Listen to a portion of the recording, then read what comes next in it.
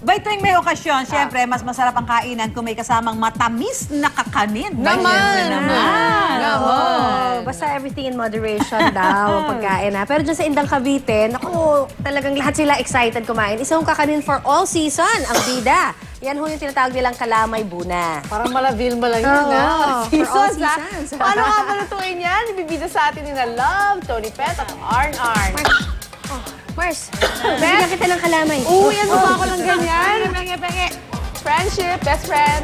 Oh yes! Nagbabalik po tayo dito sa Indang Cavite mula po sa Barangay Buna, Lehos, Indang Cavite. Dito nga po sa ating paggawa ng kalamay buna, no?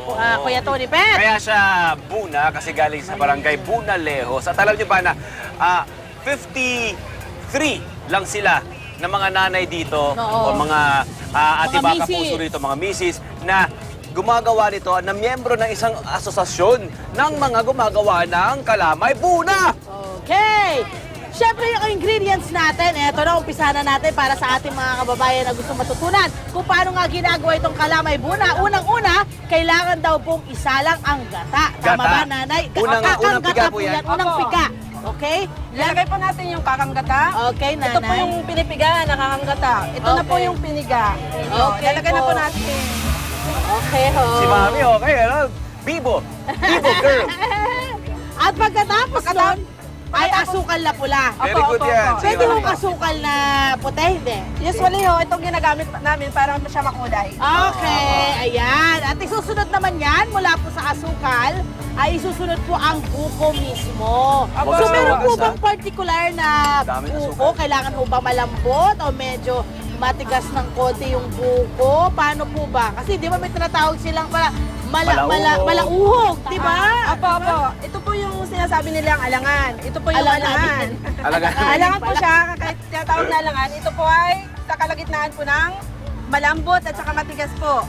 Yung parang Opo. ano na, hindi na siya mura, Yun. pero parang Opo. papunta na sa... Hinog. Sa Hinog po. nyog. Opo. Bago pag-hinog mag-hinog na. po, ito yung tinatawag na alangan. Ilalagay na po natin. Okay po, Nay. Sige po, lagay po natin. So itong nagiging nagbibigay na parang distinct na feature nitong kalamay na ito. Ito yung buko, di Ito ba? ang pinaka main ingredients po ng kalamay po. Ito po kasi nagpapasarap sa kalamay. Yung buko.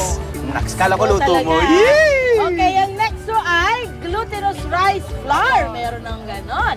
Lalagay naman natin po yung galapong. Haluin po Galapong natin. lang pala yun. Ito po ay tinutunaw din muna sa pinaka-pangalawang gata. Di ba may May kakangata? gata pa rin, Opo. hindi basta-bastang tubig lang. Opo. Ito ay pipigyan mo natin din sa pangalawang gata at saka ilalagay po natin dito. Para hindi masayang yung ano ninyo, Pangalawang yung gata nyo, po. no? Opo. Hey! Mami, meron connection manok sa ilalim. No? Manual lang to, no? Lahat?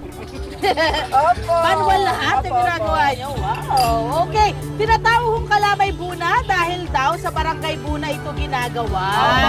Ayan. At syempre, papaulit-ulit na ho namin sinasabi na sa kanya-kanyang bahay lang po ito ginagawa. Opo, opo, opo. Wala ho rin po silang factory. Wala. Wala po.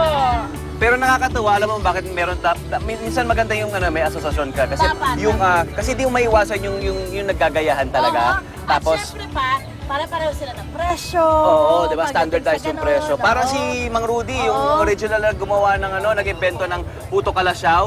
Yun, naglagay siya ng asosasyon diyan sa kalasyaw para sa puto Okay. kalasyaw niya. Standardized nga naman ang ingredient at Okay. ang presyo. Okay, Diba? pag nabuo na yan, magiging ganito na po ang Ganito itsura na po niya. siya. Ginagawa ni nanay ngayon. At ngayon po ay pinipira-piraso niya para doon sa maliliit na shape. Pero pwede rin mong malalaking shape. At ang ganitong shape ay nagkakahalaga ng 10 10 piso piso. kada Opo. isa. Tama. O naman, sa tagal ba naman ang pagluto niyan? Tsaka Oo, talaga naman mga nakakangalay. nakakangawit. Tinan mo naman yung ginawa nila kanina. Kailangan na ng malaking kawali.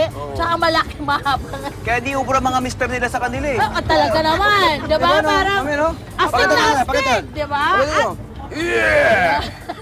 Okay, so kung gusto niyo naman bumili ng bundle, 50 pesos lamang yan. Yan ang 5 piraso para sa big na portion. 20 pesos naman kapag 4 na piraso gusto mo. Okay. Pwede rin siyang- At syempre, kagaya na sinabi rin kanina ni Kuya Tony Pet sa opening pa lang, sinabi na niya na pwede pong pambaon itong kalamay buna na ito. Or kung kahit ano actually, pambaon, dessert nyo sa bahay, di ba? Pangundas, Merienda, undas. Pasko. And parang ang ano naman, ang mga kakanin naman, all year round, pwede mong kainin yan. Good job! At syempre ba, I'm sure kaya rin nyog ang ano nila dahil maraming nyog dito sa Cavite.